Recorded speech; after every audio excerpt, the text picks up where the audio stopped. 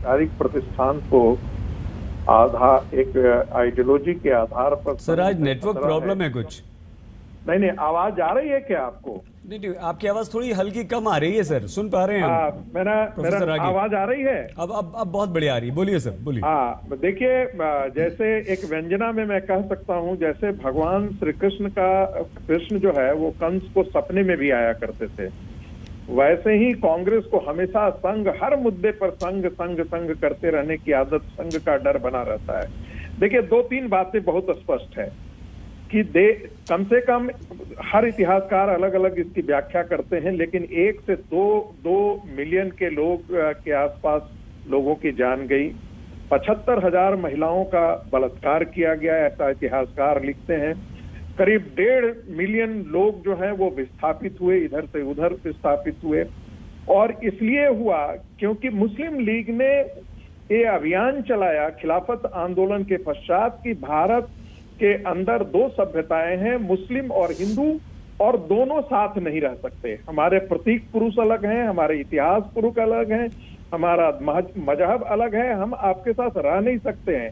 और जब जिन्ना ने कहा कि से धर्म बदल जाने से राष्ट्रीयता नहीं बदल जाती, तो गांधी जी ने जब ये प्रश्न किया तो जिन्ना ने कहा यदि ये बात कहेंगे तो आपके साथ हम बातचीत के टेबल पर ही नहीं आ सकते। ये मुद्दा ऐसा है जिसे हम निगोशिएट नहीं करेंगे। और दुर्भाग्य ये रहा कि 1946 तक आते आते जब संविधान सभा का गठन हुआ तो उस समय मुस्लिम लीग जब जमीन पर राजनीति आई तो देश के मुसलमानों ने 90% से ज्यादा सीटें मुस्लिम लीग को दी, यानी पाकिस्तान का समर्थन में इस देश का मुसलमान ही आया।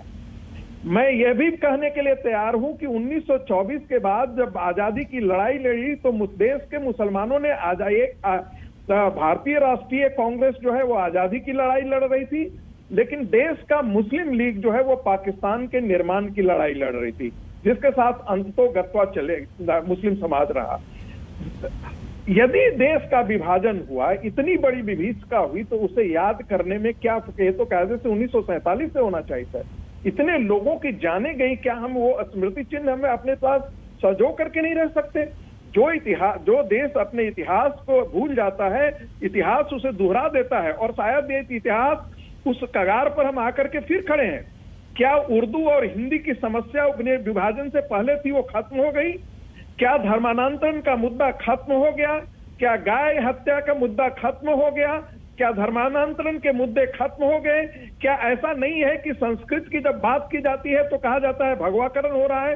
क्या जब भारतीय इतिहास को दोहराने के स्वर्णिम काल को दोहराने की बात की जाती है? उत्तर मिल गया मुस्लिम प्रोफेसर रागी। 10 सेकंड मुझे 10 सेकंड दीजिएगा। 10 सेकंड कंप्लीट कीजिए प्लीज। भारत के पूरी इतिहास और सनातन परंपरा की जब भी बात की जाती है तो इस देश का मुसलमान चौंक जाता है, खड़ा हो जाता है। 23% मुसलमानों के लिए 35% जमीन दी गई थी, और इसीलिए जब देश का मुस्लिम समाज कॉन्स्टिट्यूएंट असेंबली में बात करने लगा प्रतिनिधित्व की, तो सरदार